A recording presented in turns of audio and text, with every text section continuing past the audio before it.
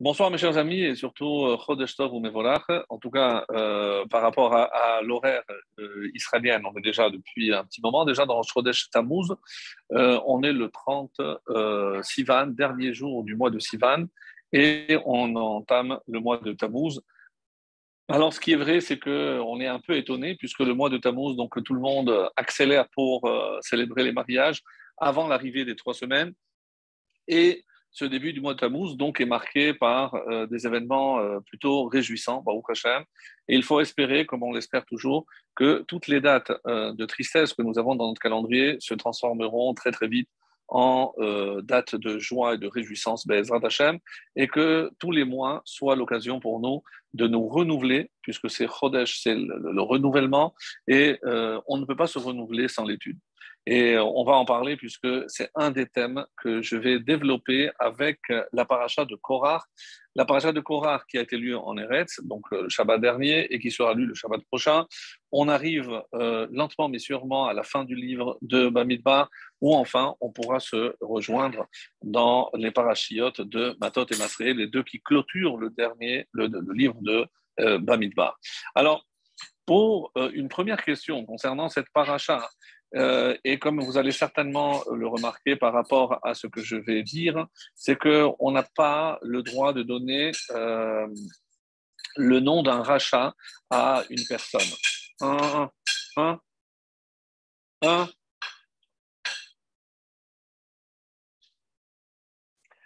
Et ce qui est encore très étonnant, comment se fait-il qu'on a donné le nom d'un rachat à la paracha entière?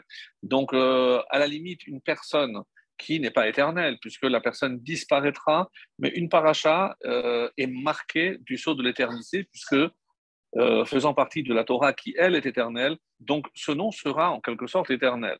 Alors, si c'est un vrai rachat, comment imaginer qu'on a donné le nom d'une paracha à Korah? Et par ailleurs, comme nous l'avons déjà fait remarquer les années précédentes, mais cette année, encore une fois, on va aborder à partir d'un nouvel axe, comme on essaye de faire, en tout cas toujours, d'innover, de rénover, et surtout que la Torah est tellement, tellement riche pour ne pas revenir sur des choses qui ont été déjà dites. Si des fois il y a des redites, c'est parce que j'ai besoin pour exposer, on va dire, tout le processus, le raisonnement que je veux vous soumettre. Alors, je vais commencer par un texte qui se trouve dans la paracha, dans le traité de Yoma. Dans le traité de Yoma, à la page 38b, il est dit qu'il y avait un monsieur, c'est une famille d'ailleurs, qui avait un don très très particulier. Alors, il s'appelait Ben Kamtsar. Rien à voir avec Kamsa et Bar Kamsa, donc rien à voir. Et on dit que l'Oratzal Elamed Amasakta. Il avait une faculté extraordinaire, et c'est comme cela que les Chachamim vont dire sur lui, qu'il était capable de mettre 4 plumes entre ses doigts et écrire un mot de 4 lettres en même temps. Je ne sais pas si vous imaginez la dextérité extraordinaire pour écrire 4 lettres différentes avec un même mouvement avec une seule main. Extraordinaire. Et qu'est-ce qu'il y avait de si extraordinaire? Bien sûr, comme vous le savez, le nom de Dieu qui comporte 4 lettres, Yud, Ke, Evav et Ke, alors il est bon. Pourquoi? Parce qu'entre une lettre et une autre, il peut avoir une pensée. Donc, quand il n'y a aucune interruption, aucun hefsek, alors imaginez au moment où il écrit les 4 lettres, évidemment, il n'y a pas le temps de penser à autre chose. Donc, c'était la meilleure des façons d'écrire le nom de Dieu. Alors, on a voulu essayer de lui dire pourquoi tu ne transmets pas ce savoir. Et l'oratin, il a refusé. Alors, qu'est-ce qui est dit sur lui? Al ben kamtsar vechaverav ne'emar. Voilà ce qui était dit, c'est ce qui est rapporté dans la Gemara. Veshem reshaim yirkav. Le nom des mécréants pourrira, sera oublié, sera enterré, donc disparaîtra. Et pourquoi? Amar Rabbi Elazar, regvivut ta'ale beshemotat. C'est-à-dire que les noms vont pourrir. Et qu'est-ce que ça veut dire littéralement? De lo maskinan beshemayhu, comme Rachid l'explique, lo yikare Adam livno shem Adam Racha. On n'a pas le droit de donner à nos enfants le nom d'un rachat. Et par exemple, s'il est vrai que Ishmaël était un nom extrêmement répandu dans le Talmud, chez les Tanaïm, chez les Amoraïm, Tana bi Ishmaël. Alors, comment se fait-il qu'on n'a plus donné? Eh bien, on comprend très aisément qu'avec l'apparition de l'islam, en l'an 600, pour eux, c'était l'Hégire. Donc, dès que ce nom est utilisé pour l'islam, donc on a cessé de donner, et c'est pour ça qu'on ne trouve plus de Ishmaël chez nous, alors que dans le Talmud, il y en a plein, et que c'était un nom extrêmement courant, et parce que c'était pas encore, on va dire, un rachat, et on donnait, ce nom était largement donné. Alors, quand on dit dans Sanhedrin, Korach, pourquoi d'où vient ce nom? Chez Naasa Korcha Israël. Il a laissé un vide. Korcha, donc en hébreu, Karachat, c'est aussi la calvitie. Rashi explique pourquoi il a laissé un vide chez Nivleon Ba'adama. Parce qu'ils ont été, comme on va le voir dans cette paracha, engloutis par la terre. Le Maharsha, un commentaire donc, sur la Gemara, nous dit Shemo Naasa Korcha Israël. C'est son nom qui a disparu, puisqu'on ne peut plus le donner, et donc c'est un nom qui va disparaître. Shelo Yikra Od Echad Acher Beshemze, parce qu'on n'a pas le droit de donner ce nom à qui que ce soit, comme c'est marqué dans Yoma, et c'est la référence au premier texte que je vous ai cité. Donc de là on apprend, et c'est encore, ça va renforcer notre question, comment se fait-il alors qu'on a donné ce nom à notre paracha? Alors, loin de nous, mes chers amis, d'imaginer qu'on est en train de juger Korach. Korach, qui fait partie, comme dit le Midrash, Piqué Araya, il était extrêmement, pas seulement intelligent, mais d'une perspicacité vraiment exceptionnelle. Ve Minos et Aaron Haya. Et il était aussi le porteur du Aaron. Donc, ce qui fait dire à nos sages, même si tout le monde n'est pas d'accord, c'est qu'un Lévi était en fonction, puisqu'il fallait une force physique, jusqu'à l'âge de 50 ans. Donc, quand est-ce que se déroulent ces événements? Est-ce que il a déjà fait partie, donc il est, on va dire, un Lévi à la retraite, ou alors il est encore un porteur. Alors, sachez que c'était un honneur incroyable, que c'était certainement le plus haut rang après Moshe et Aaron, c'est ceux qui portaient le Aaron. Et d'ailleurs, pour les nommer, on a sauté une famille, puisque c'était la famille de Kehat, et que Gershon était l'aîné, et Gershon n'a pas fait partie donc de ceux qui vont porter le Aaron, l'arche sainte, puisqu'on a estimé que les descendants de Kehat étaient mieux placés, et il en fait partie. Donc quand c'est dans ce sens-là, et que lui, il est passé avant les fils du frère aîné qui était Gershon, il n'a rien trouvé à redire. Mais là, du coup, lorsque on va nommer El Tsafan, et comme le feront remarquer beaucoup de nos commentaires, mais qu'est-ce qui s'est passé? Puisque Aaron, il a été nommé le premier Nissan. El Safan a été nommé le premier Iyar. Donc, mais c'est presque 2 ans après que M. Korach se réveille pour mettre en cause ces nominations. Et avec une phrase extrêmement méchante en disant, regardez cette famille qui vraiment a tout pris. Moshe, c'est le roi. Aaron, c'est le Kohen Gadol, le grand prêtre. Bene Echav, les fils de son frère, donc les fils de Aaron. Sgane HaKohanim, c'est les vices, les prêtres. Et la terouma, le maaser, tout ce qu'on doit prélever, c'est pour eux. Alors, donc évidemment, c'est un petit peu comme si la coupe a débordé et il a estimé que c'en était assez. Alors, ça, c'est encore une fois les raisons fallacieuses, c'est des prétextes. Si on analyse plus profondément, d'abord, Korach était d'une grandeur extraordinaire. Rappelez-vous cette phrase qu'on dit toujours, Tzadik katamar yifrah. Le juste, il grandit comme un palmier. Et si je prends les dernières lettres, Tzadik, c'est le kouf, katamar, comme un palmier, c'est le resh, yifrah, il poussera, c'est le chet. Donc, à qui fait allusion ce verset? À Korach. Donc, quoi? Korach, c'est un tzaddik et il va pousser? Oui. Mes chers amis, on part de ce principe-là. Avant de dire tout ce qui va suivre, il faut que ce soit bien bien clair dans nos esprits qu'on parle ici de quelqu'un d'extrêmement grand. Donc, Korach, d'après le Zohar, et c'est le Zohar qui va nous permettre de comprendre un petit peu la portée de ce personnage. Donc, Korach, finalement, était dans un temps qui ne correspondait pas à sa vision des choses. En effet, la vision de Korach correspond beaucoup plus à ce que seront, ou la venue du Mashiach, ou les temps messianiques, lorsque effectivement il y aura un roi, mais au niveau d'Israël, tout le monde aura la même sainteté. Et qu'est-ce qu'il reproche? Qu'est-ce qu'il demande? C'est vrai que tout le monde est saint, Kol Israël, tout juif a une sainteté intrinsèque. Alors qu'est-ce qu'il dérangeait au fond? Pourquoi s'est-il révolté? Et surtout contre quoi? Et pourquoi c'était tellement grave? Il a mis en cause, on va dire, le leadership de Moshe. Bon, est-ce qu'il mérite la mort pour cela? Il faut analyser et arriver à un point où on se dit c'était impossible de le laisser vivre et il ne pouvait pas non plus mourir d'une mort naturelle parce que, et écoutez bien, parce que c'est assez étonnant ce qu'on va dire, c'est que lorsqu'on lit Pirkei Avot, Maxime des Pères, chapitre 5, où là-bas on nous donne la liste de tout ce qui a été créé, précisément Ben Hashmashot, le 6e jour de la création, donc on est vendredi, après le coucher du soleil et avant la nuit. Donc ce qu'on appelle, nous, Ben Hashemashot. C'est ce temps de doute, est-ce que c'est le jour, est-ce que c'est la nuit, est-ce que c'est les deux? Ben, entre Shemashot, les astres. Le soleil n'est plus, la lune n'est pas encore assez visible, donc on est entre deux. Et les Rachamim nous font remarquer que tout ce qui a été créé dans cette période-là, c'est des choses ponctuelles.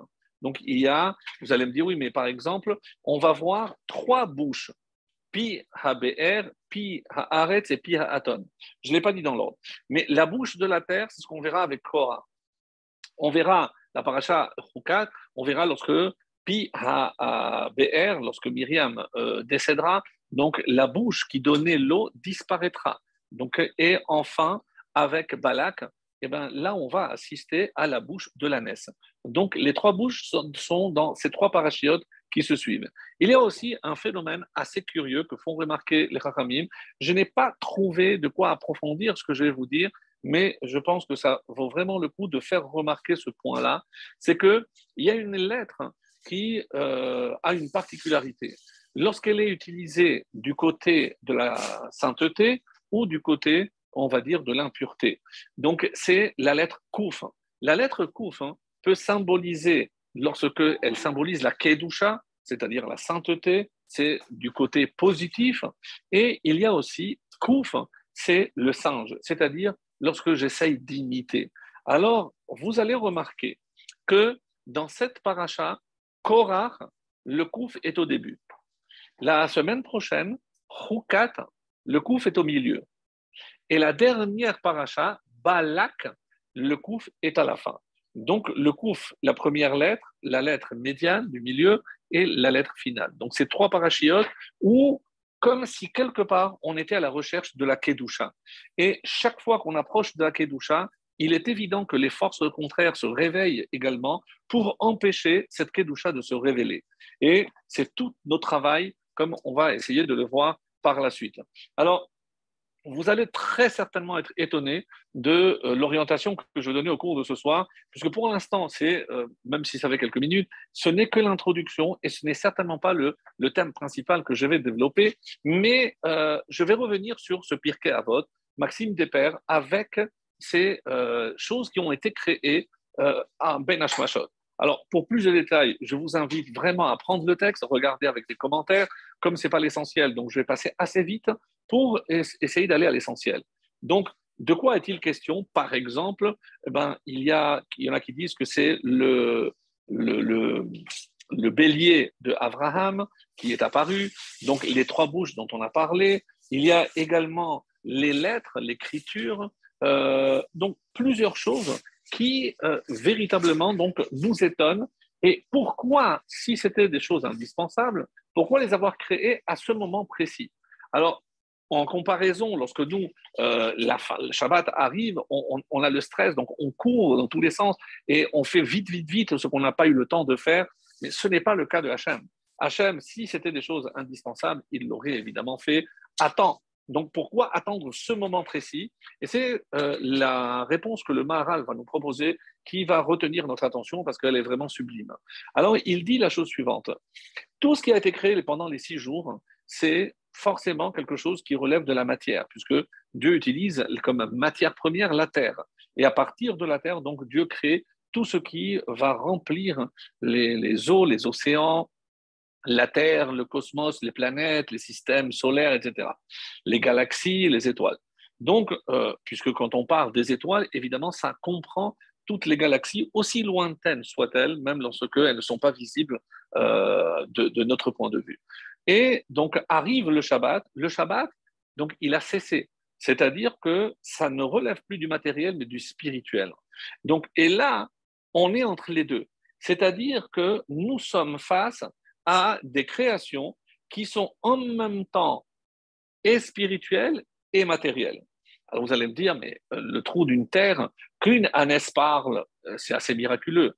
Qu'il y ait une bouche dans la terre qui donne de l'eau et qui se déplace avec le peuple juif, c'est assez extraordinaire. L'eau, ça reste évidemment matériel, mais le fait de son existence même relève évidemment de la dimension spirituelle. Pour ce qui est de ce trou, alors vous allez me dire, bon, bah, c'est un trou comme lorsqu'il y a un tremblement de terre ou autre. Non.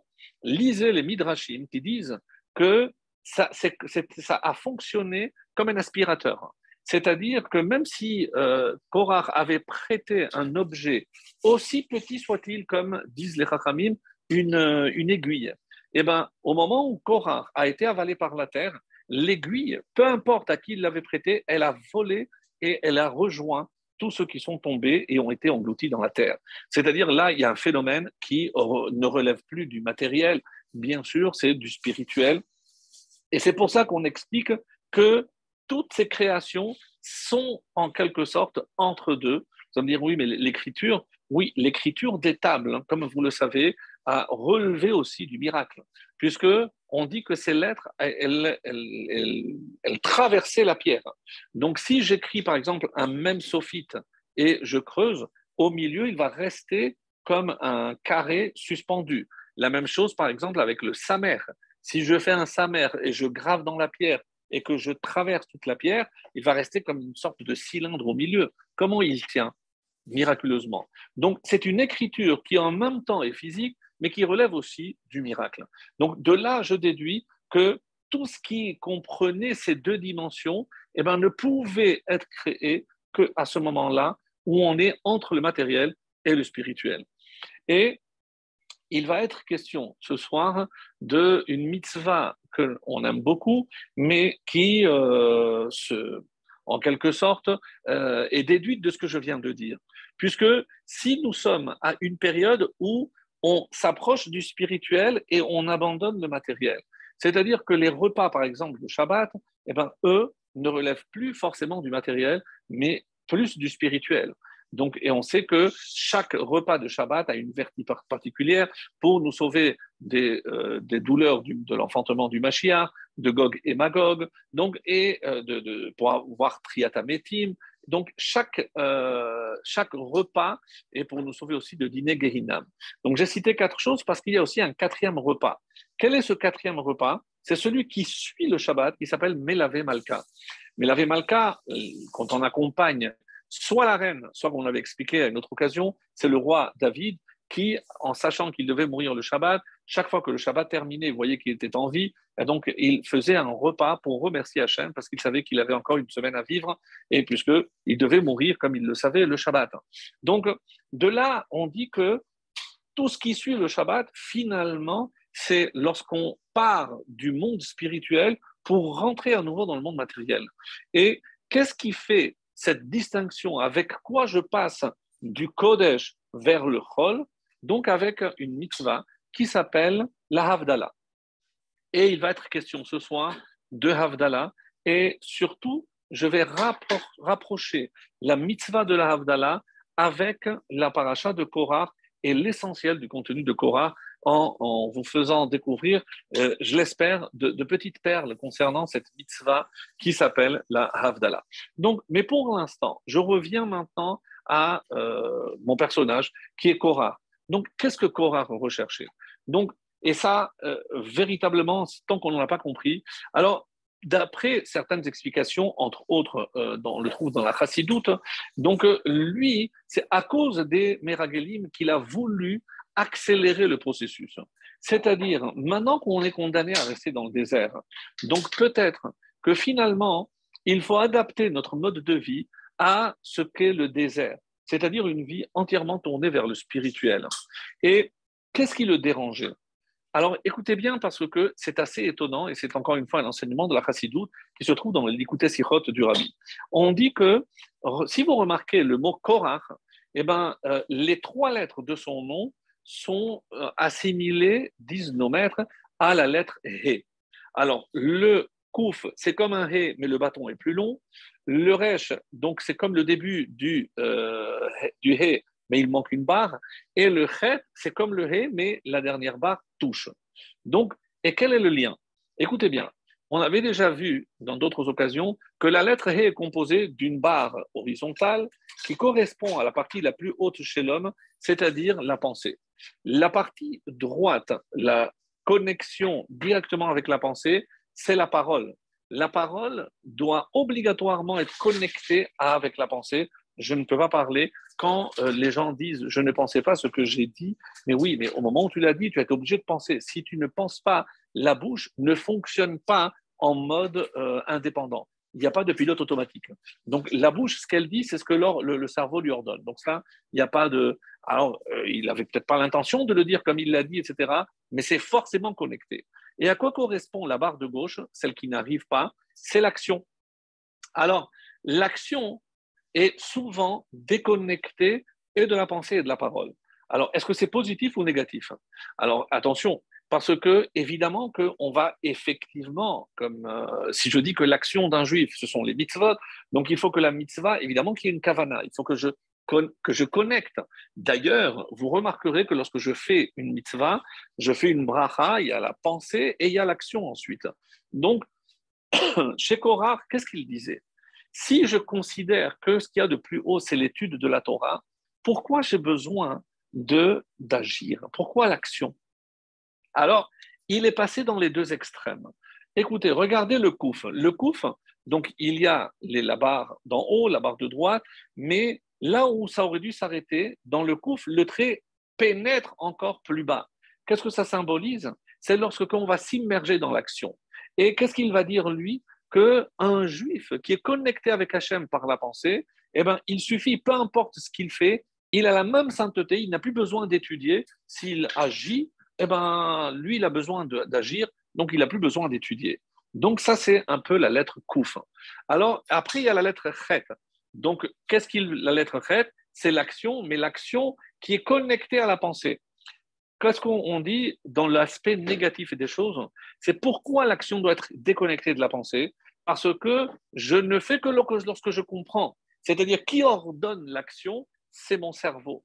Donc, la différence, c'est que lorsque je vais agir, je vais faire une mitzvah, je le fais parce que c'est mon cerveau qui l'ordonne. Ça, c'est le chet, ça, c'est la faute. Donc, ça, c'est justement le problème de Korah, c'est qu'il voulait tout expliquer.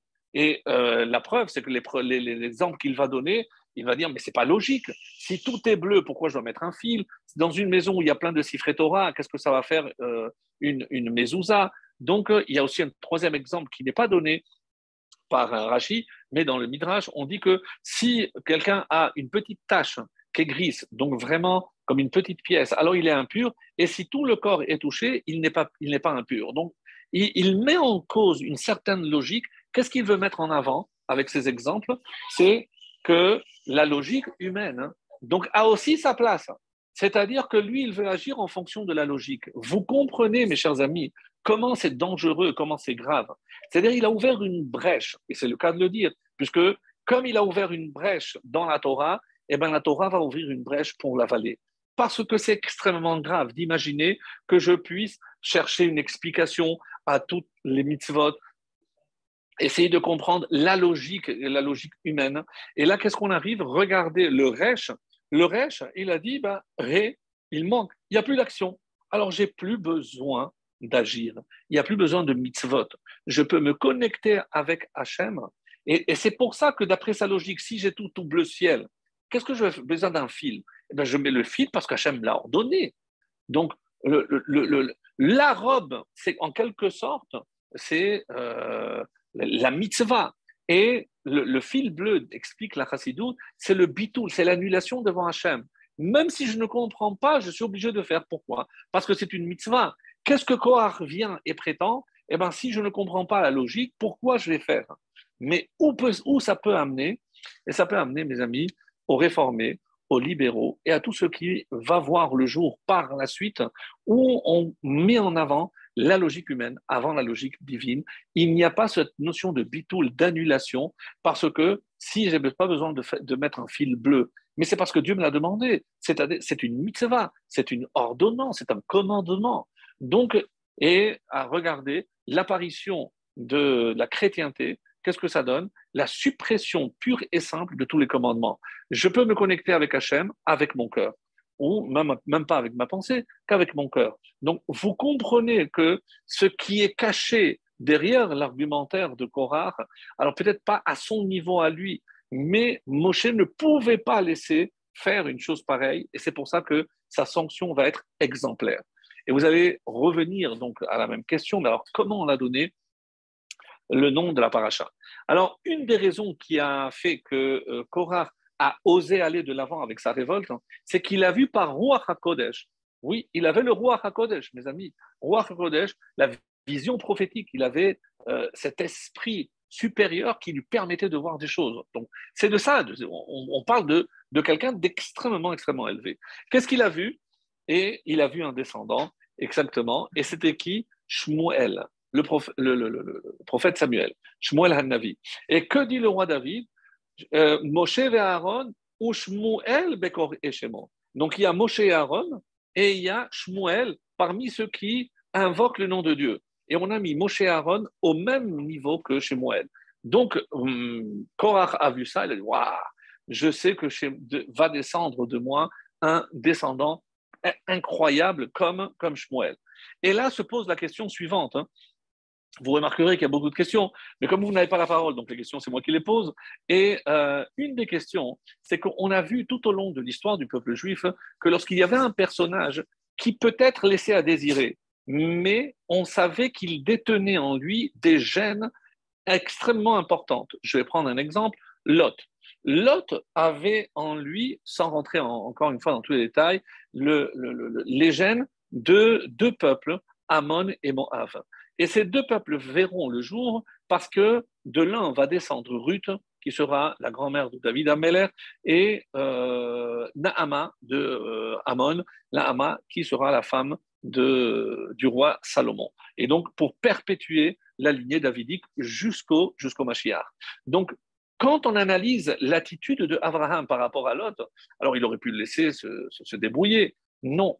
Pourquoi expliquent nos maîtres que Abraham prêtait tellement attention qu'il a fait sortir avec lui à un moment donné pour qu'il ne soit pas de mauvaise influence? Ils se sont séparés. Mais même malgré cette séparation, il a dit, mais si le jour où tu as besoin, je serai là.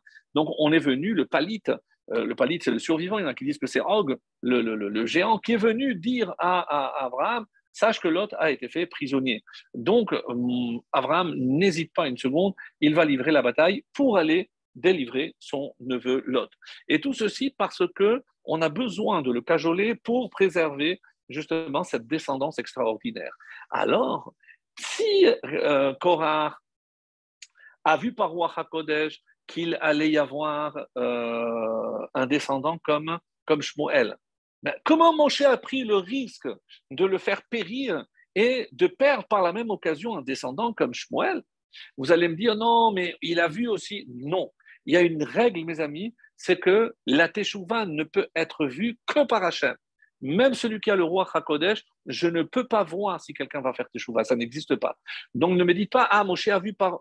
La preuve, c'est qu'avant même de porter atteinte à un Égyptien, il s'est retourné. C'est-à-dire, il s'est retourné, il a vu si dans ses descendants, il y allait y avoir quelqu'un qui ferait qu'il mériterait de vivre. Mais ce n'était pas le cas. Et c'est pour ça qu'il s'est permis de tuer cet Égyptien.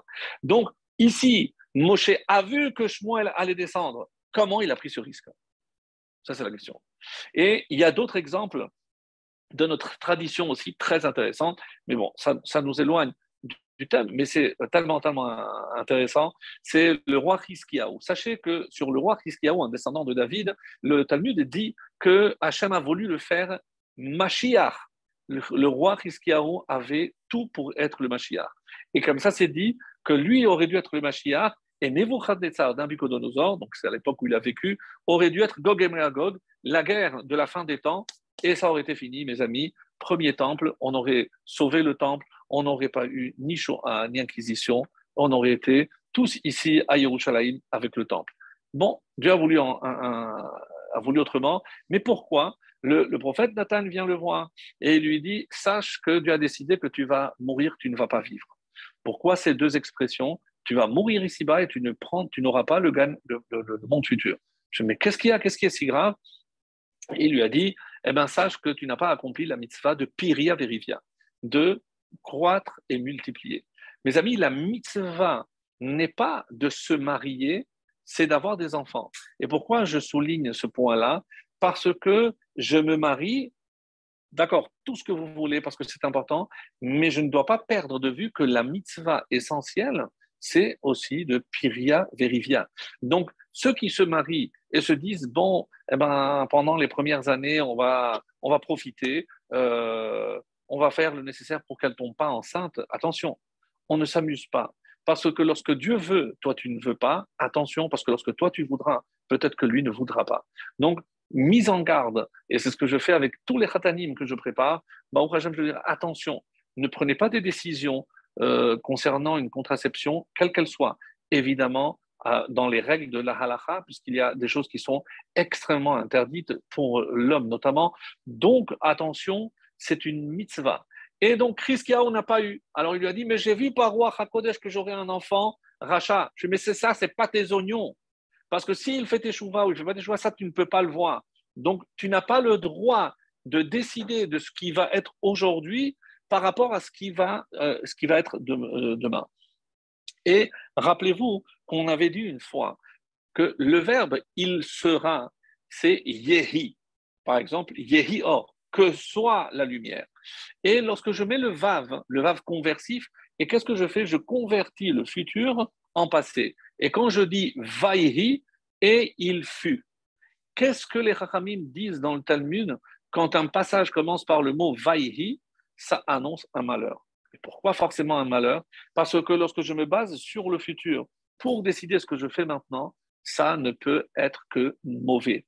Donc, Hiskiaou, il a vu qu'il allait avoir un... D'accord, roi HaKodesh, tout ce que vous voulez, mais il a décidé maintenant de ne pas accomplir une mitzvah par rapport à ce qu'il a vu. Tu n'avais pas le droit. Korach, la même chose. Et il y a aussi, avec le prophète Elisha, un épisode très, très difficile où il s'est fait insulter par des enfants, 42 enfants. Et il a prié pour qu'ils disparaissent. Et qu'est-ce qui s'est passé? Donc, des ours sont venus et ils ont dévoré ces 42 enfants. Très cruel. Qu'est-ce que l'explication nous dit? Il a vu d'où venaient ces enfants et qu'est-ce qui lui a permis de demander qu'ils soient dévorés. Et vous allez comprendre que ce n'est pas une punition, mais au contraire, parce qu'ils étaient jeunes et il voulait qu'ils meurent en étant jeunes, il a vu qu'ils avaient tous été conçus le jour de Kippour. Oui, vous avez bien entendu. C'est-à-dire que le jour de Kippour, les parents n'avaient pas observé cette restriction. La femme était tombée enceinte le soir de Kippour et ça a donné ses enfants qui malheureusement, donc, et il a prié pour qu'ils meurent, pour qu'ils puissent faire une kapara, un tikkun en étant jeune, avant de grandir et de faire encore des choses beaucoup plus graves. Donc ça, je ferme la parenthèse. Donc, il a vu ce qui allait se passer, il a décidé maintenant qu'il n'avait rien à craindre. Et au final, il s'est trompé. Comment imaginer cela? Alors, une très belle explication, mes amis, dit la chose suivante. Non, on a tout faux. Donc, lui, il a dit que comme il devait avoir Shmuel, donc il n'avait rien à craindre maintenant. Non. Quand est-ce que là-haut, on a décidé que Shmuel descendrait de lui? C'est au moment où il est mort. Donc, rien à voir avec ce qu'il a vu. Et pourquoi? Parce qu'au moment où il est mort, il y a eu un Kiddush Hashem. Qu'est-ce que ça veut dire un Kiddush Hashem? Ça répond à la question pourquoi il a attendu 2 ans pour se révolter. Parce qu'il savait que 2 ans auparavant, Moshe avait un indice de popularité il avait la côte. Donc, jamais on n'aurait entendu. Mais maintenant qu'il y a eu les explorateurs, maintenant qu'ils étaient condamnés à rester dans le désert, maintenant qu'ils savaient qu'ils allaient tous mourir, donc la cote de popularité de Moshe était au plus bas. Il a dit c'est le maintenant. Donc, c'est un vrai opportuniste. Il s'est dit c'est le moment pour attaquer Moshe, puisque il n'a pas la cote. Donc, c'est ce qu'il s'est dit. Mais au moment où il est mort, qu'est-ce que la mort de Korach a prouvé aux yeux de tout le peuple? Ça a fait un kiddush Hacham incroyable. Parce que tout ce qu'il a voulu, c'est exactement l'inverse. Par cette attitude et par cette mort, on a réhabilité et Moshe et Aaron et aux yeux de tout le peuple. Donc, ils ont été réhabilités. Donc, de cette mort est sorti un kiddush Hachem. Et qu'est-ce que Hachem a dit à ce moment-là à Korah? Puisque par ta mort, tu as permis un kiddush Hachem à Moshe et à Aaron, ben sache qu'il y aura un descendant qui sera l'équivalent de Moshe et Aaron. Mais c'est une sorte de récompense. Et c'est pour ça qu'on considère que même si la vie de Korah n'a pas été prise en exemple, mais c'est sa mort qui est prise en exemple. Et c'est pour ça qu'il fallait une mort un petit peu hors du commun, hors norme. Et c'est ce que Moshe demande pour que l'on comprenne que sa faute était très grave, mais qu'à travers sa mort, eh ben, il y allait y avoir quelque chose de positif. Et c'est pour nous enseigner tout cela que cette paracha porte son nom. Comme la Gemara dira aussi quelque chose de très surprenant, les amis, est-ce que vous savez ce qui s'est passé avec les descendants de Haman? Oui, Haman Aracha. On dit qu'ils enseignaient la Torah à Bnei Brak. Oui, vous avez bien entendu. Et il n'y a pas aujourd'hui des descendants de nazis qui se sont convertis au judaïsme. Pourquoi vous vous étonnez? Parce que, et c'est ça ce que je disais d'ailleurs le vendredi dernier, c'est que le seul qui peut sortir du pur de l'impur, c'est l'unique, c'est Akadosh Baruch Hu, comme c'est rapporté dans Iyov. Donc, quelque part, il y a toujours un peu de lumière, même dans l'obscurité. Et comment je peux imaginer que quelqu'un va dire Baruch Haman, on va bénir Haman? Oui, parce que grâce à lui, le peuple a fait une teshuva exceptionnelle. Le peuple, à cette époque-là, a reçu encore la Torah de son plein gré. On a une fête extraordinaire. Et tout ça grâce à qui? Grâce à Haman. Donc, il y a toujours quelque chose de positif pour ceux qui savent et veulent le voir. Voilà pour cette question et ce premier volet qui, pour moi, était important. Maintenant, je voulais dire aussi par rapport à ces exemples qu'il a pris, Korah, il a pris l'exemple du vêtement, tout bleu avec le fil. Il a pris un exemple, une maison avec des rouleaux de Torah, est-ce que je dois mettre la mezouza? Et il a pris aussi un troisième exemple par rapport à la tâche, c'est-à-dire le corps. Qu'est-ce que vous remarquez? C'est les trois qui sont touchés par une faute très grave, la maison, l'habit et le corps, vous avez trouvé, c'est le Lachon Hara. Cette explication très belle, et du Kliyaka, qui nous fait remarquer que tout ce qu'on doit et on peut reprocher à Korah, c'est la façon d'exprimer les choses, la façon de demander des choses, c'est qu'il y a toujours cette empreinte de Lachon Hara, c'est toujours de manière négative, comme les Meragelim d'ailleurs, et c'est ce qui a fait que, donc finalement, il a pris ces trois exemples sans le vouloir, pour nous dire, eh ben remarque, c'est comme s'il était, mais beaucoup plus grave, parce que lui-même, il ne sera pas frappé de lèpre, mais en cas de la shonara, c'est ces trois choses qui sont touchées. Alors, et maintenant, pour introduire la deuxième partie, c'est celle que je voulais à tout prix partager avec vous, c'est l'expression de Moshe lorsque il vient et il dit la réponse qu'il va donner, Boker veyoda Hashem et Asher. Le matin viendra et Dieu fera connaître. Donc, quand tout le monde vient la nuit, alors on se dit pourquoi il faut attendre le matin. Alors, il y a une histoire très intéressante qui est rapportée au nom de Rabbi Yehuda et Chassid, qui nous dit qu'il ne faut jamais juger la nuit et jamais prendre de décision hâtive la nuit. Nous avons en français un dérivé de cela, c'est que la nuit porte conseil. Et il y avait quelqu'un donc à qui son père n'arrêtait pas de dire attention mon fils, tu veux un conseil, jamais ne prends de décision le soir, attends le lendemain matin, très bien. Et donc il a fait un voyage et malheureusement donc son bateau a chaviré. Donc, au lieu de 1 ou 2 ans, il a mis presque plus de 10 ans avant qu'il revienne, non même 14 ans Et vous allez comprendre pourquoi. Parce que il est parti donc la première année de son mariage, mais il ignorait que sa femme était enceinte. Lorsque, au bout de 14 ans, la première chose, il avait hâte évidemment de retrouver sa maison, sa femme, et il arrive et il entend sa femme parler avec un autre homme, et il a voulu dégainer et tuer les deux, et il s'est rappelé ce que son père lui a dit. Il a dit non, je ne vais rien faire. Il est parti, il a trouvé où passer la nuit. Le lendemain, il est allé à la choule. Et quand les gens l'ont vu, ah, Mazal tov, Mazal tov. Pourquoi Mazal tov?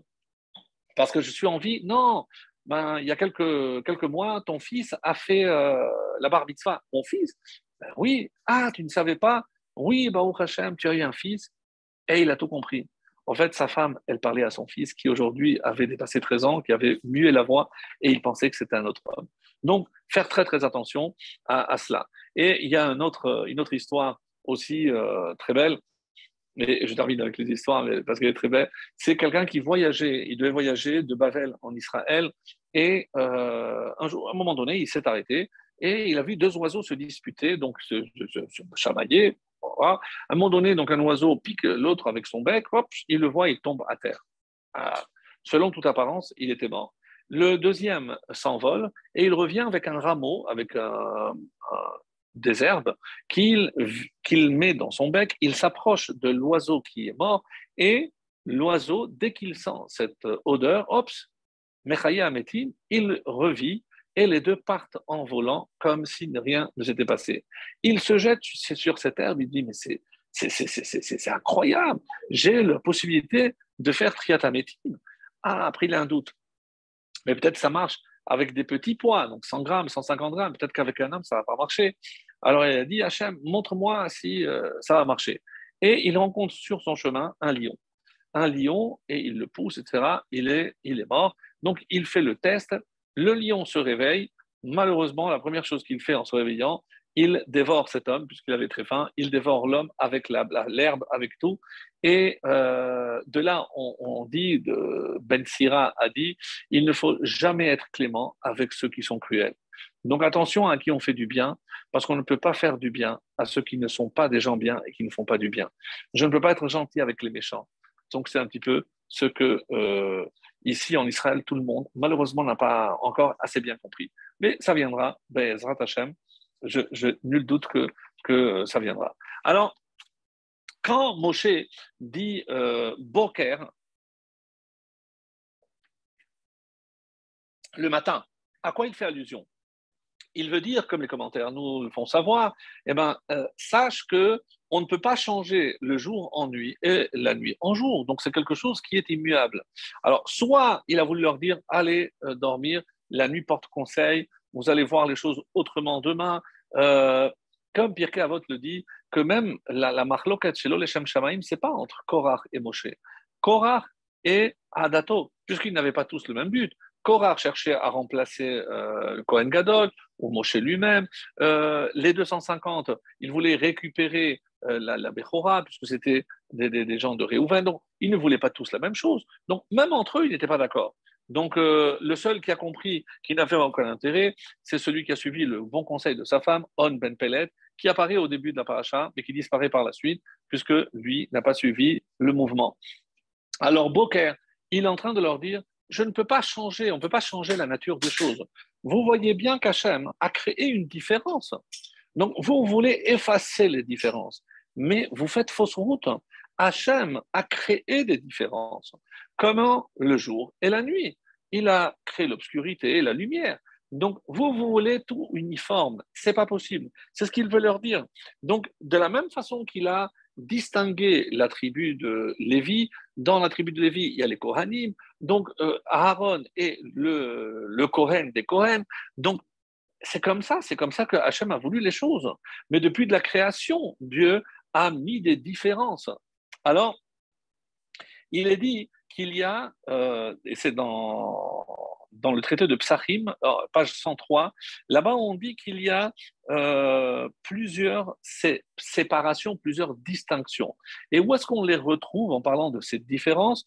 Kodesh et Chol, donc entre le sacré et le profane, Israël et les nations, la lumière et l'obscurité, et le septième jour avec les autres jours de la semaine. c'est exactement les 4 termes qui sont choisis pour la Havdalah. Et oui, vous avez compris. Donc, la Havdalah reprend donc ces différences. C'est vrai qu'il y a d'autres différences qui sont rapportées et on dit qu'il ne faut pas rajouter parce que c'est comme ça qu'il faut le faire. Il y a entre le tamé et le tahor, en tout cas, c'est les différences que Dieu a faites dans la Torah entre le pur et l'impur, les eaux d'en haut et les eaux d'en bas, et la terre et, la terre ferme et la mer, et ensuite la différence entre les Kohanim, les Lévi'im et l'Israël. Donc, c'est toutes les différences qui existent, il n'en existe pas d'autres, et on n'a pas le droit de rajouter d'autres différences. Alors, on arrive maintenant à samedi soir. Donc, pourquoi? Parce que c'est cette différenciation que Korach, en quelque sorte, voulait effacer. Il n'y a pas de distinction entre le Kodesh et le Chol. Si quelqu'un travaille, eh ben, par ce travail, il peut être connecté à Dieu, il n'a pas besoin d'étudier la Torah. Donc, le Israël normal n'est pas pire que quelqu'un comme un Cohen qui est constamment immergé dans la avoda, dans le culte d'Hachem, dans le temple. Donc, il voulait mettre tout le monde sur le même pied d'égalité. Et ça, comme on va le voir, il y a un problème à cela. Juste un petit exemple de ce que l'on doit faire juste à Motsai Shabbat avant même la Havdalah. On dit qu'il y a quelque chose qu'il est bon de faire et qui est une ségoula pour le Shalom Bayit. Alors, pour ceux qui veulent, c'est dans un livre qui s'appelle Ta'ameh Minhagim. C'est la raison des minhagim, des coutumes. Et c'est par thème, c'est extrêmement intéressant. Et bon, il faudrait tellement voir parce qu'il y a tellement de choses. Et ici, on nous dit qu'il est bon, d'après le Maharil, une coutume, que, voilà, Aminhag, Misherote Sheishto Ta'arich Yamim, celui qui veut que sa femme vive longtemps, Yirpol Hatalit Bemotsae Shabbat Kodesh. Il doit plier le talit le Motsae Shabbat. Donc, quand on termine le samedi matin, on le plie, on le met en boule, on le plie à l'envers, on le garde, et Motsae Shabbat, donc on le plie, on le met à l'endroit et on le range jusqu'au Shabbat prochain. Pourquoi? Yan Sheaisha Mevia Talit Lechatan. Parce qu'il rapporte une coutume selon laquelle c'est la femme qui offre le talit au khatan. Et c'est très important parce qu'il cite un verset, parce que dans le talit, il y a 32 fils. Oui, donc 8, 4 coins, 4 fois 8, 32. Et c'est le verset Noef Isha Chaser Lev. Celui qui trompe sa femme, c'est celui qui manque de cœur. Pourquoi il manque de cœur? Parce qu'elle, quand elle lui a donné le talit, c'est comme si elle donnait le cœur. L'amedbet, lève, c'est le cœur. Et c'est pour ça qu'il s'entoure. Et chaque fois qu'il s'entoure, il associe sa femme dans la tfila. Et ça, ce qui est très beau. Im chaser halev routine. S'il manque le cœur, ça veut dire qu'il manque quelque part le talit. Il n'a pas accordé de l'importance au talit que sa femme lui a donné. Et c'est pour ça que, comment c'est marqué ici, que miseba akpada chez ishmor atalit virpoloto techef. Shabbat. C'est pour ça qu'il y a une akpada, que c'est bien de le faire tout de suite après la fin de Shabbat. Et qu'est-ce que ça prouve? Sache que le talit que tu m'as offert, je l'espère garder toute ma vie, parce que c'est comme ça, c'est comme c'est toi qui m'as donné, et donc c'est mon attachement à toi est indéfectible, et je ne voudrais pas connaître une autre femme, et donc je n'aurais pas un autre talit, puisque si je devais me remarier, donc la femme m'apporterait un autre talit, je ne veux que celui-là, et voilà, devant toi, le Motsai Shabbat, je le plie, et c'est un signe extraordinaire. On dit que c'est comme ça c'est rapporté, j'ai trouvé que c'était vraiment très beau. En tout cas, c'est parmi tout ce qui est rapporté dans ce livre par rapport à cela, et on a d'autres petites choses aussi. Alors, pourquoi il y en a qui disent que, sans rentrer dans cette explication, c'est parce que dès que le Shabbat se termine, c'est bien, comme à la fin de Kippour, de commencer par une mitzvah. Alors la mitzvah, c'est de plier le talit pour s'occuper en quelque sorte d'une mitzvah juste avant même la Havdalah. Et c'est comme ça que certains le pliaient juste après la Hamida. Donc on n'attendait pas de rentrer à la maison. Donc juste après la Hamida, Yosef Besseter, donc on pouvait déjà le plier. Et d'après le Zohar, sachez que si on n'a pas plié, c'est pas bien de le mettre. Et j'avais certainement vu des gens qui secouent. Pourquoi? Parce qu'il y a ce qu'on appelle les clipotes, il y a des forces négatives. Et rappelez-vous toujours ce qu'on dit que où est-ce que les forces négatives attaquent le plus? C'est le couple. Donc, il fera tout pour séparer le couple. Et donc, comme ce talit est le symbole justement de l'affection et l'union entre le mari et sa femme, eh ben, c'est comme si les forces négatives voulaient s'attraper. Et ce geste que je fais de secouer littéralement le talit avant, c'est pour évacuer toutes ces forces négatives qui veulent me séparer de ma femme. Donc, à réfléchir. Et c'est pour ça que de là, on dit, d'après cet enseignement profond du Zohar, que c'est une ségoula pour le Shalom Bayit de plier le talit. Alors, on arrive maintenant, donc on a plié le talit, très bien, on s'assoit, on va commencer la Havdalah. Et la Havdalah, pour maintenir cette distinction que Dieu a faite dans la création, et c'est une réponse en quelque sorte à Korach. Et dans la paracha, il y a un verbe, et vous y penserez lorsque vous l'écouterez, Hibadelu mitor ha'azot. Séparez-vous. C'est-à-dire que, qu'est-ce qu'il a voulu faire Korach? Korach a voulu unir ou uniformiser tout le monde. Non. Qu'est-ce que Moshe demande? Hibadelu, séparez-vous. Vous ne pouvez pas rester. Et Aïda, ici utilisé sous forme négative, parce que c'est tous ceux qui vont périr engloutis par la terre. Donc, hibadelu, donc séparez-vous. Et c'est le même terme que, bien sûr, que la Havdalah. Alors, comment se passe l'ordre de la Havdalah? Alors, il y a, comme vous le savez, un ordre, la bracha sur le vin, la bracha sur Bessamim, l'odeur, la bracha sur le feu que je vois, et après, je termine avec la Havdalah, donc je monte, c'est le cerveau. Très intéressant, parce que normalement, le vendredi, je commence à l'envers, donc quand je rentre, je vois les bougies, il y en a qui ont l'habitude de sentir avant de faire le kidouche, et après je fais le kidouche. Pour la sortie du Shabbat, d'abord à Yayin, Bessamim, Meoreaesh et Havdalah. Et l'Havdalah, c'est le cerveau, puisque j'ai besoin de ce qu'on appelle le Da'at, la conscience, la connaissance, pour savoir distinguer entre deux choses. Et d'ailleurs, la discussion dans le Talmud de Berachot, qui nous dit où est-ce qu'on va insérer dans la Hamida Atachonantanu, toi qui nous as, Amatale Havdil, toi tu nous as demandé de séparer, où est-ce qu'on va le mettre? Dans la bracha de Atachonan Ladam Da'at. Parce que celui qui n'a pas de Da'at, et il est dans l'incapacité de changer, de faire la distinction entre deux choses. Alors, qu'est-ce que je remarque? Pour le moyen mémotechnique, c'est Yavne. Yavne, c'est un des noms de Jérusalem aussi. Yavne, c'est Yayin, Bessamim, Ner, Havdalah. Et les initiales donnent Yavne. Les Rahamim font remarquer que si j'inverse les deux premières lettres, Bet et Yud, Nun, He, ça donne Bina. La bina, c'est justement ben, c'est cette distinction que je peux faire, différenciation. Donc la bina, donc cette compréhension, tout qui me permet de séparer les choses. Alors, une coutume très rare, puisque chez les séfarades, on le fait autrement, mais le Rama nous dit qu'il était coutume de prendre des gouttes de vin et de le jeter par terre. Alors, le Chafetz Chaim, dans le Mishnah Brura, il dit attention, non, de nos jours, on ne jette pas par terre, on fait déborder le verre.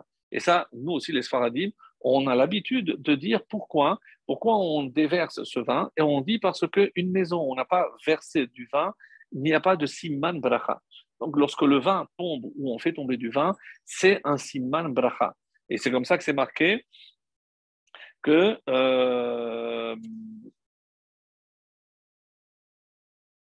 une maison où on n'a pas fait tomber du vin, alors il n'y a pas de kol bayit shelo nishpach yayin kamayin en siman bracha. Cherchez la phrase exacte. Donc toute maison où on ne verse pas, alors on dit nishpach.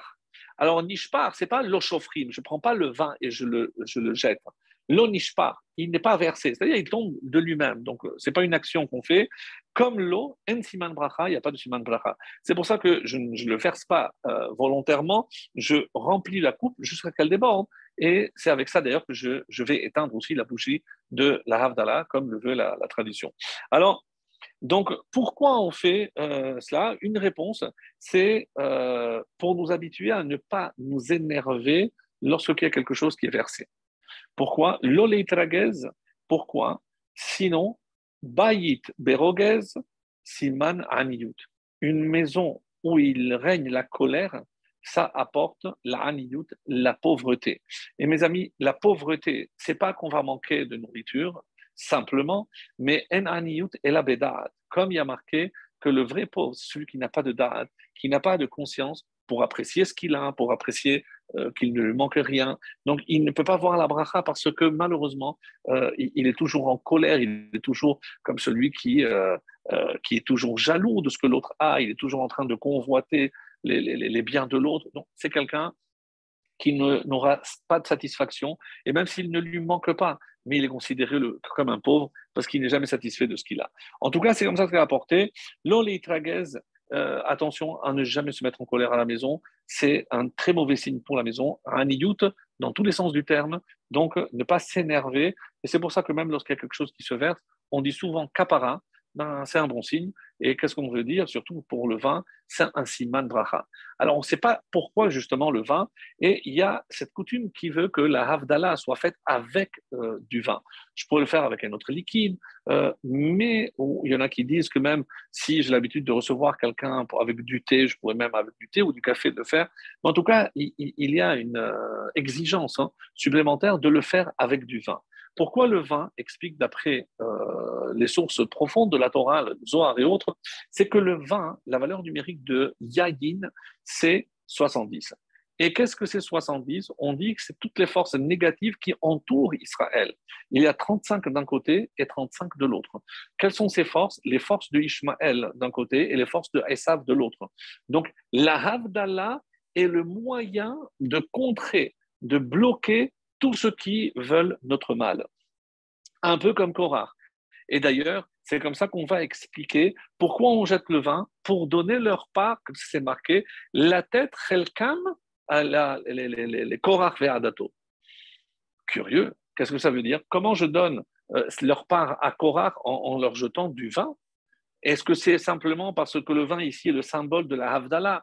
Toi, tu as voulu effacer les différences. Nous, on maintient avec la Havdalah ces différences. C'est ce qu'on veut dire par là. Ou alors, comme le Recanati, un grand kabbaliste italien, qui cite un Zohar très étonnant qui nous dit que tous les vendredis, tous les samedis soirs, pardon, il y a un esprit maléfique qui sort du Sheol et qui essaye, donc comme ça c'est marqué, Mashrit, qui essaye de faire du mal à Israël. Et pourquoi? Juste à Moshe Shabbat, la preuve, c'est que Shabbat, on est protégé. Shabbat, on ne peut pas nous atteindre. Et même le Malach HaMavet a eu du mal à prendre l'âme de David, et s'il n'avait pas fait le malin, il a entendu une branche craquer, il a dit, c'est un juif qui est en train de transgresser le Shabbat, il s'est interrompu, et c'est comme ça qu'il est mort, en essayant de sauver un juif, d'après une explication très belle. Quoi qu'il en soit, le Mashrit, il veut faire du mal à Israël. Pourquoi? Parce que tant qu'on fait le Shabbat, mes amis, on est intouchable. Et c'est pour ça qu'il a attendu patiemment que la Shabbat prenne fin. Et c'est pour ça que tout le thème de la Havdalah est ici extrêmement important. Parce que c'est à travers la Havdalah, qu'est-ce qu'on fait? On vient justement lutter contre ce mashrit qui ne peut pas nous toucher grâce à la Havdalah. Et comme ça, c'est marqué de Zohar, par les Bessamim, par les mitzvot et les brachot que je fais, j'éloigne ce mashrit où je le renvoie au Sheol. Et qui se trouve au Sheol? Eh bien, au Sheol, c'est là-bas que Korah est tombé et c'est là-bas que je le renvoie. C'est comme ça que c'est marqué, là où Korah, comme c'est marqué, Vayeldu Haïm Sheola. Ils sont descendus vivants dans le Sheol. Alors, donc, qu'est-ce qu'il est question ici? Donc, pour la Havdalah, pour revenir à cette notion, qu'est-ce qu'on va remarquer? Qu'il y a 4 éléments. Le vin, Bessamim, la bougie et la Havdalah, la bracha de la Havdalah. Vient Rabbeinu Bechaye et nous dit, qu'est-ce que je remarque? Donc, c'est que c'est après Shabbat, j'entame le dimanche qui est le premier jour de la création et c'est comme si je récréais le monde et je vois à travers les éléments de la Havdalah des éléments de la création. Et c'est le Rabbeinu Bechaye qui nous donne une très belle explication. Il nous dit, Bereshit bara et hashamim et haaretz. Au début donc, de la création, Dieu a placé le ciel et la terre. Et sur la terre, parce que tout ça, c'était pour créer l'homme. Et qu'est-ce qu'il a créé? Il a créé le Gan Eden. Et au centre du Gan Eden, qu'est-ce qu'il a créé? L'arbre. L'arbre duquel il ne devait pas manger. Et quel était cet arbre? D'après une tradition, c'était le vin. C'était la vigne. Comme on dit que Chava avait écrasé les raisins et avait donné à boire à son mari. Donc, Yayin correspond donc au Gan Eden qui a été créé au début de la création. Bessamim, c'est l'odeur. Il y a un mot au début de la création qui s'appelle Veruach Elokim alpene merachef et alpene amayim. Ruach, il y avait un vent. Certains disent que c'est le vent du Mashiach, et curieusement on dit que le Mashiach va juger par l'odorat. Donc comme ça c'est marqué. Donc Ruach, c'est aussi un vent, c'est aussi une odeur. Réach, et on dit que ça correspond à Bessamim, la deuxième. Ner, la lumière. Alors, d'après le Midrash, on sait que il a eu peur qu'après sa faute, il reste dans l'obscurité. Dieu lui a demandé de prendre deux pierres, il lui a montré comment on pouvait créer la lumière. Boré, mais oré, c'est pour ça que c'est au pluriel, il a créé plusieurs lumières. Et ça, c'est par rapport à Yehi Or, par rapport au premier jour de la création, c'est la création de la lumière. Et la Havdalah, qu'est-ce qui a marqué? À la fin de la création, Vayavdel, il a séparé Ben Haor ou Ben Hachocher, entre la lumière, et c'est la première des séparations. Donc, pour bien marquer et pour contredire Korah, qui voulait effacer les différences, non, tu te trompes. C'est Vayavdel qui a séparé, c'est Hachem. On nous fait remarquer que il y a 52 Shabbatot dans un an, donc il y a 52 fois on fait la Havdalah. Et le mot Vayavdel, il a séparé, Vayavdel, valeur numérique 52. Incroyable, mais vrai. Donc, pour montrer à quel point c'est Balatourim, évidemment qu'il explique ça en détail, pour ceux qui veulent plus de détails encore, mais 52 pour bien marquer donc cette différence entre le Kodesh et le Chol, comme nous venons de le dire. Alors, euh, il y a par rapport à cette volonté d'effacer aussi les différences, un texte magnifique dans le Talmud. Donc, on est au traité de Shabbat, page 119, Kouf Yutet, Amoud Bet. Il y a toute une page qui nous dit pourquoi la ville de Jérusalem a été détruite. Vraiment, pour ceux qui veulent, il y a plusieurs causes, entre autres, Bishvil Shebitlubat Inokot Shel Bet Rabban, parce qu'on a détourné les jeunes écoliers, ceux qui étudient la Torah, comme il rapporte des versets pour appuyer chacune des raisons. Dès que les petits-enfants n'étudient pas la Torah, la ville de Jérusalem a été détruite. Une autre cause, c'est parce qu'on a méprisé les sages de la Torah. Mais celle qui m'intéresse, moi, c'est quoi? Amar Rabbi Yitzhak, Lo chareva Yerushalayim ela bishvil shehushvu katan vegadol. La ville de Yerushalayim n'a été détruite uniquement parce que on plaçait le grand et le petit au même niveau. Il n'y avait pas de différence entre les adultes et les enfants. Et le verset, Veaya karam kakohen. Et il en sera avec le peuple comme pour le Kohen. Donc on a voulu, il n'y a plus Korah, il n'y a plus de Kohen, tout le monde est pareil. Et qu'est-ce qui a marqué après? Ortiv Batré, juste après, c'est dans le prophète Jérémie, au chapitre 6. Et qu'est-ce qui a marqué? Et la terre sera entièrement vidée. Parce qu'on n'a pas fait de séparation, parce qu'on n'a pas su respecter justement le respect qui est dû aux adultes. On ne peut pas se comporter avec un enfant comme avec un adulte et un adulte avec un enfant. C'est pas pareil. Je dois garder cette différence, la différence entre l'homme et la femme, entre la différence. Dès que j'essaye d'effacer ces différences, d'ailleurs, il y a un Maharal extraordinaire qui nous dit que dans tout ce que Dieu a créé, il y a marqué une différence. Il y a le minéral, le végétal, l'animal et évidemment l'homme. Mais vient le Maharal nous dit, pour bien marquer la différence, il y a toujours un élément entre les deux qui est entre les deux. Par exemple, entre le minéral et le végétal, il cite les algues. Donc, bon, avec un terme un peu scientifique, mais ça correspond aux algues. On pourrait croire que c'est comme une sorte de minéral, mais on sait que c'est plus du végétal. Entre le végétal et l'animal, on a des plantes carnivores. Assez curieux, mais c'est pour nous montrer qu'il y a les deux. Entre l'homme, l'animal et l'homme, que dit le Maharal ici? Le singe. Le singe, donc, il fait un petit peu le lien entre les deux. C'est pour bien marquer la différence, il faut toujours quelque chose qui fasse le lien. En tout cas, on ne peut pas tous être pareils. Dieu nous a créés différents et vouloir effacer ces différences, c'est faire être encore les adeptes de Korah. On ne peut pas séparer ou effacer les différences entre les hommes et les femmes.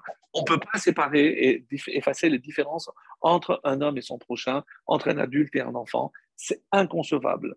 Inconcevable. Et c'est la raison qui est rapportée ici dans le Talmud. Alors, lorsque Dieu a dit qu'il fallait donc faire ces séparations, donc on arrive justement à la conclusion de notre cours et pour nous rappeler quelque chose d'extraordinaire et comme c'est rapporté d'ailleurs dans l'État Amer Minhagim au sujet de la Havdalah à la fin du thème de Shabbat concernant la Havdalah. Il est écrit que, vous l'avez déjà entendu, puisque à plusieurs reprises ça a été dit, c'est que,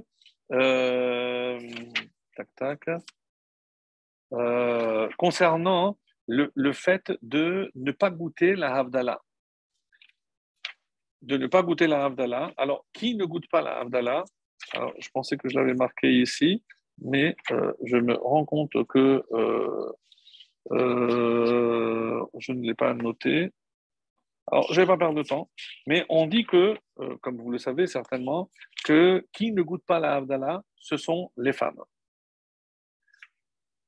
Voilà, ici, c'est Tam Shenoagim le kapel atalit b'motzei Shabbat, kedel itasek b'mitzvah miyad. Ce que j'avais dit, pourquoi on fait, on plie le talit pour nous occuper d'une mitzvah, ve'en mekapel miyad achar yetziat mi bet hakneset az hi sakana gedola.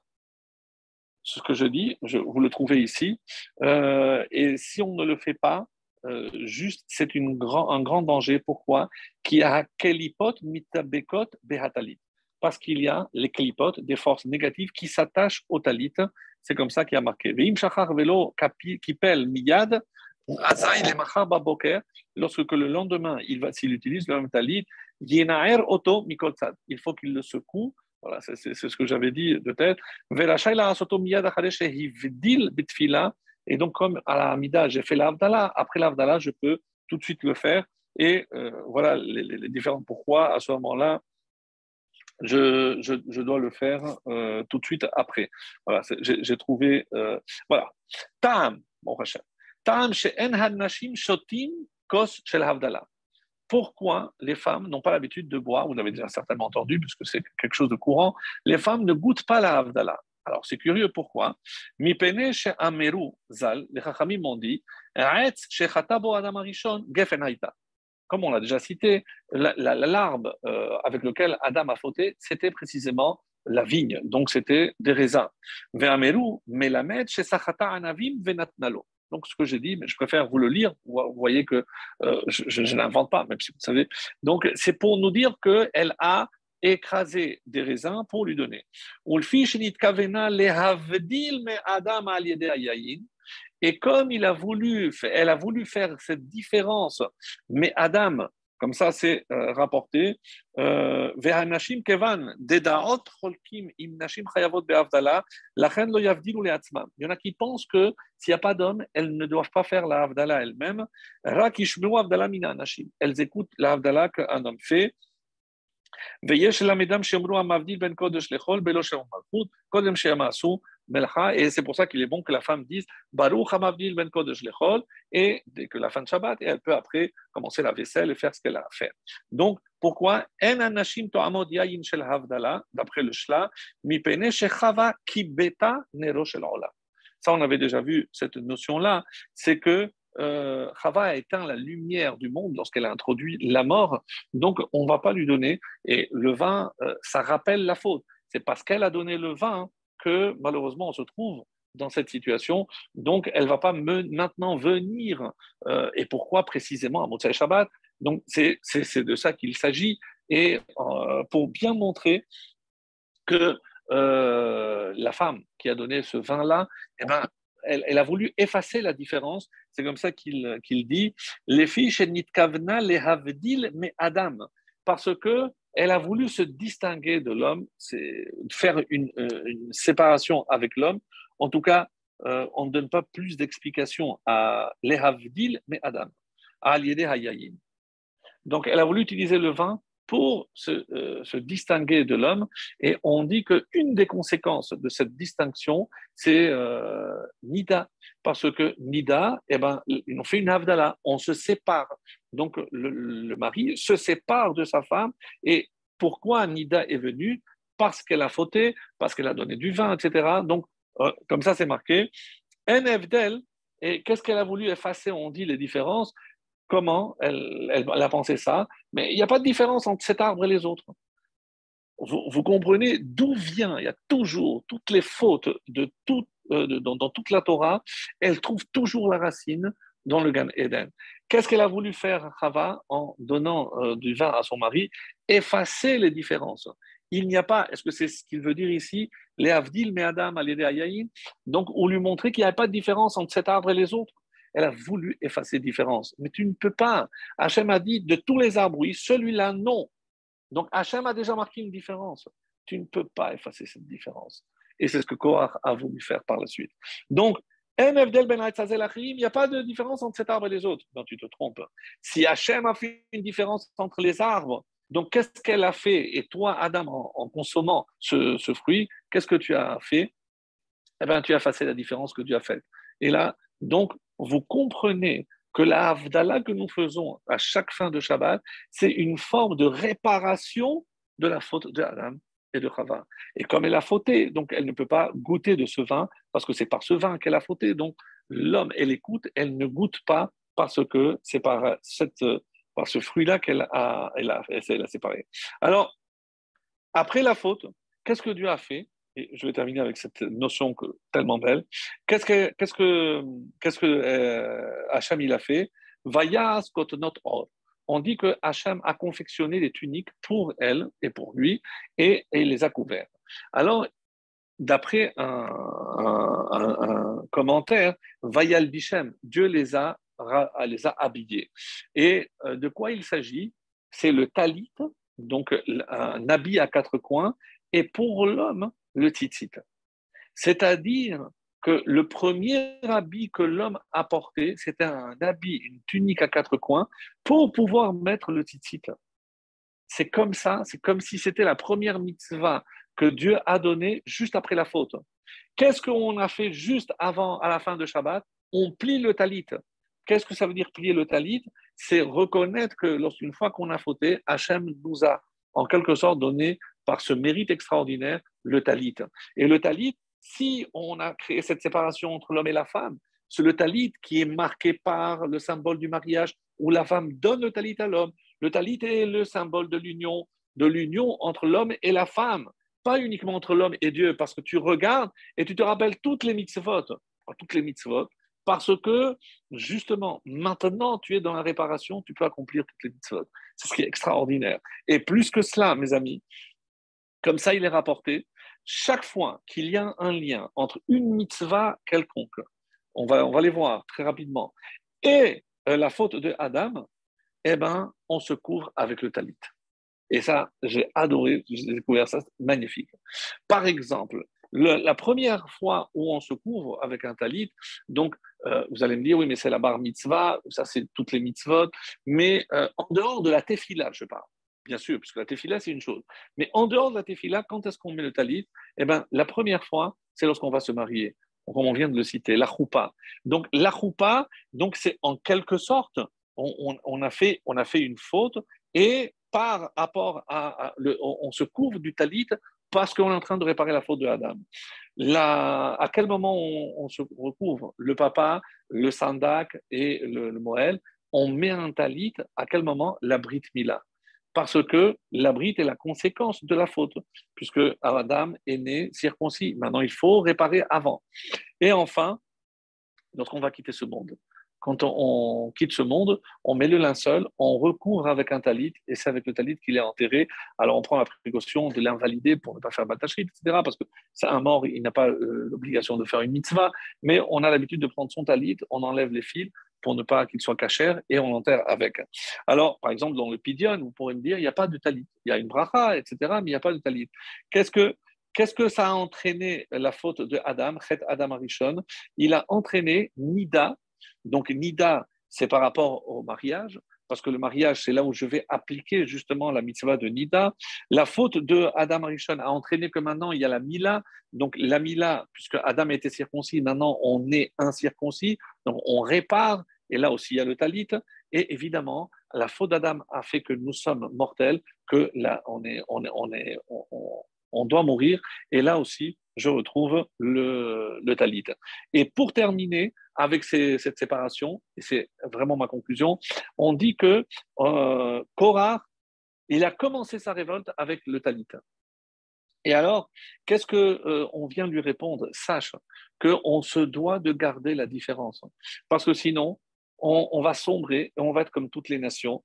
Et au contraire, si on ne s'attache pas à nos mitzvot, eh ben on deviendra comme les autres nations. Et regardez, à travers ces trois exemples, qu'est-ce qu'on a dit? Le vêtement, la maison et le corps. Et quels sont les trois mitzvot dans ces trois domaines? Le vêtement, c'est le tzitzit. Et c'est pour ça que le Talmud dit qu'à la fin des temps, lorsque le Mashiach viendra, les autres nations vont s'attacher ou ils vont s'accrocher. Ils vont s'accrocher au talit. Ah, nous aussi, on voulait réparer le monde. Nous aussi, on voulait accomplir la volonté. C'est trop tard. C'est la preuve d'ailleurs que, d'ailleurs, certains disent qu'ils sont dehors. Baït, la maison, qu'est-ce qui distingue une maison juive d'une maison non juive? C'est évidemment la mezouza. Et le gouffre, le corps, quelle est notre distinction? C'est la Brit Mila. Mes amis, si on sait conserver ces différences, eh ben c'est par ces différences qu'on restera attaché à Hachem et que Hachem nous enverra très vite le Mashiach. Amen.